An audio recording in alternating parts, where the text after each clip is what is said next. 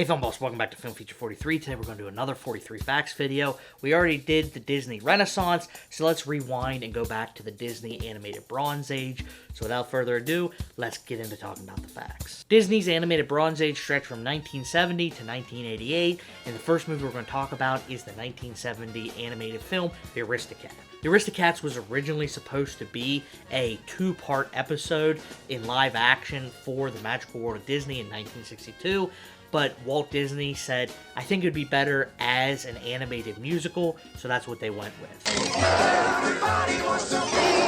Aristocats is the last movie to have any involvement from Roy O. Disney, who was Disney's co-founder. He died in 1971, and it was the last animated movie to be personally greenlit by the big man himself, Walt. Scat Cat was supposed to be based on Louis Armstrong, and they even modeled the design of him on Louis, even down to the gap in his teeth, but Armstrong got ill, so Scatman Crothers was brought in to replace Louis. They even asked him to follow some of Louis' mannerisms and how he spoke to make the character more like Armstrong. Let me elucidate here. And Thurl Ravenscroft, who voiced the Russian cat in Aristocats, also did a lot of the singing voices for Disneyland rides like the Enchanted Tiki Room and Pirates of the Caribbean and Haunted Mansion. He's also the man behind the singing voice for You're a mean one, Mr. Grinch. And he voiced Tony the Tiger for the Frosted Flakes commercials from 1953 to 2005. They're great. Speaking of talking animals, let's talk about the 1973 animated classic, Robin Hood. Did you know that Robin Hood was the first Disney animated film since Bambi to not have any humans in it? And Pat Buttram, Andy Devine, Ken Curtis, and George Lindsay were all well-known Western actors who voiced roles in Robin Hood, because the setting for Robin Hood was originally supposed to be the Western United States, and the movie was supposed to be a Western until they changed location to England. The Friar was originally supposed to be a pig in the original screenplay for Robin Hood, but Disney didn't want to anger the religious community with any innuendo, so he was changed to a badger. To save money, a lot of scenes were reused and recycled from other Disney works, like Maid Marian's Phony King of England dance was reused from Snow White and the Seven Dwarfs, and the Duchess's dance in Aristocats, and Little John's dance was reused from Baloo's dance in the Jungle Book. This recycling was actually noted in a lot of early reviews for Robin Hood, but that didn't seem to stop them from making a lot of money. They made $33 million upon release on a $5 million budget, and got a prestigious premiere at Radio City Music Hall in New York City. And the next movie I want to talk about is The Many Adventures of Winnie the Pooh. This feature film was actually 3 short films strung together with a vignette of Winnie the Pooh and Piglet in between each of the shorts. The shorts consisted of Winnie the Pooh and the Blustery Day, Winnie the Pooh and the Honey Tree, and Winnie the Pooh and Tigger 2. The reason that the shorts came first before the feature film is because when Disney got the rights to the books, Winnie the Pooh books were not very popular in the United States, so they released the shorts first to get hype for a feature film. And let's not go too hard on Disney because they haven't repackaged any of their IP into pretty much the exact same thing since. Another thing that Disney repackaged was the toys and furniture in Christopher Robin's room.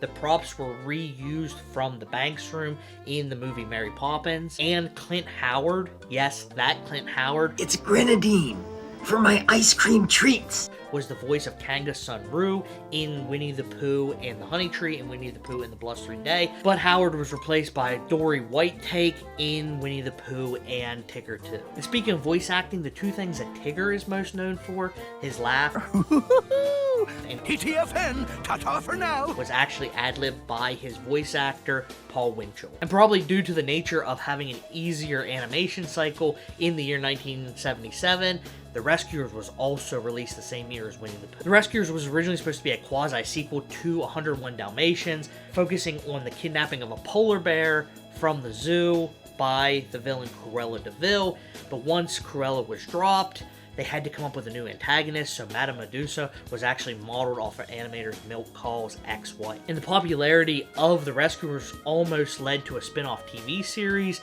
but a sequel was greenlit instead. If you want a taste of what that TV series would have been like, go watch Chip 'n Dale Rescue Rangers, because that was actually repackaged from the original idea, putting Chip and Dale in the roles of Bernard and Miss Bianca. In January 1999, Disney recalled every copy of The Rescuers on VHS because of explicit material seen in the background of one of the scenes. A lot of people know the myth of the naked woman in the background when the rescuers are flying through the city. It's 100% true. There is a topless woman that can be seen for 2 frames.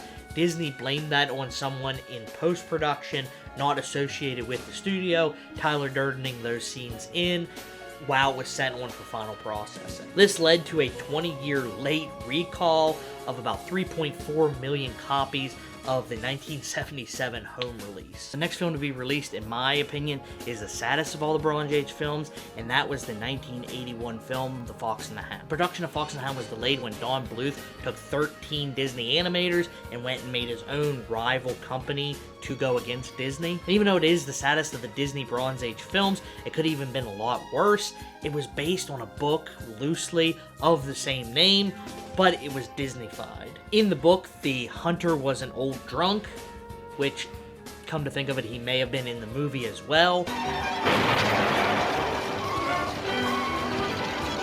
But in the book, he killed Todd's families, and when I say families, that's what I mean. He killed both of them. Chief and Copper's ages were reversed, and Chief actually dies when Todd tricks him to run out in front of the train and he gets hit, and Todd and Copper end up hating each other, and Todd actually dies from exhaustion after running away from Copper. Todd, if it's the last thing I do, I'll get you for this. And after all that, the hunter is forced into a nursing home, and he can't take care of Copper, and he has nowhere for him to go, so he just shoots him. And speaking of shooting a beloved pet, the growls that Copper lets out while he's fighting the bear were reused from the movie Old Yeller. And the bear snarls were reused from the tiger Shere Khan in the Jungle Book, and the crocodiles Brutus and Nero from The Rescuers.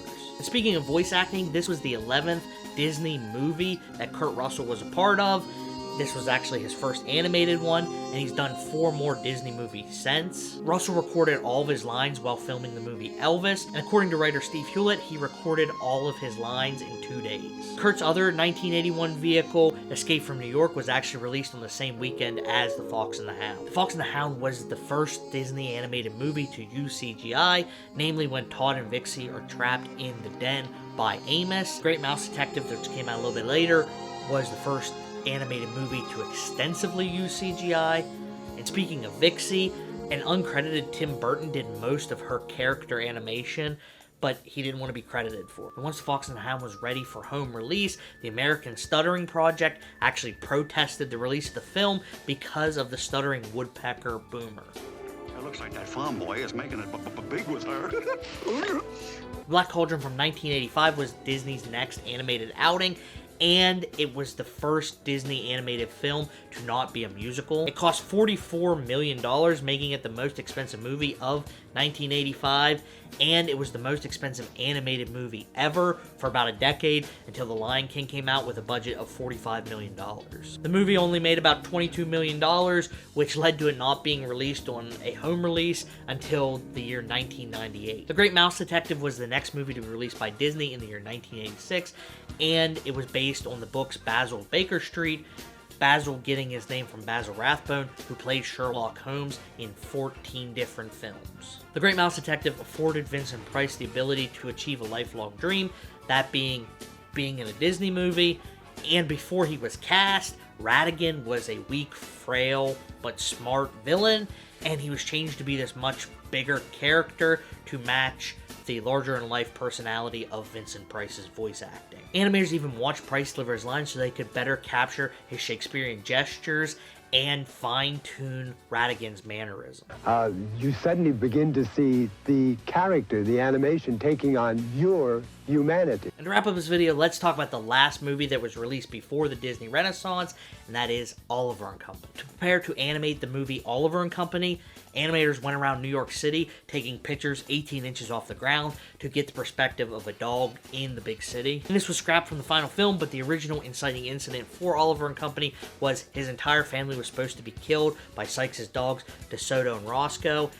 and the whole rest of the movie was supposed to be about Oliver getting revenge on them. And during the Why Should I Worry scene, Roger and Pongo can be seen from 101 Dalmatians, along with multiple dogs from the movie Lady and the Tramp. And one final fact, Oliver and Company was released the same day as Don Bluth's Land Before Time, and even though Land Before Time opened at #1 at the box office, Oliver and Company went on to outpace them internationally and domestically. Oliver and Company went on to be the first animated movie to make over $100 million, and it made another $21 million when it was re-released in 1996 to compete with Don Bluth's All Dogs Go to Heaven. That's all the facts I have about the Bronze Age of Disney. Let me know down in the comments if you want me to do a post-Renaissance or a Pixar 43 facts, and as always, thanks for watching, and I'll see you in the next one.